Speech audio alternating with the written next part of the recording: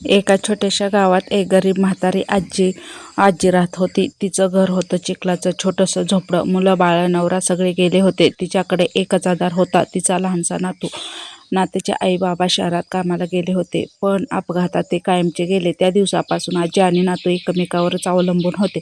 कामासाठी ते घराबाहेर पडले. ते रस्त्याने चालत होते. ते दोघेही चालून चालून खूप थकले. त्यांना खूप तहान भूक लागली होती, पण खायला प्यायला काही नव्हतं. आजी हात जोडून वर देवाकडे प्रार्थना करू लागली. आता देवा, तूच आम्हाला काहीतरी दे.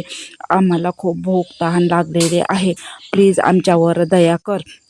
देवाने आजीच्या हातात सोन्याचा हंडा दिला आणि ते दोघेही खूप खुश झाले. त्याच्यात पैसे आणि सोनं होतं.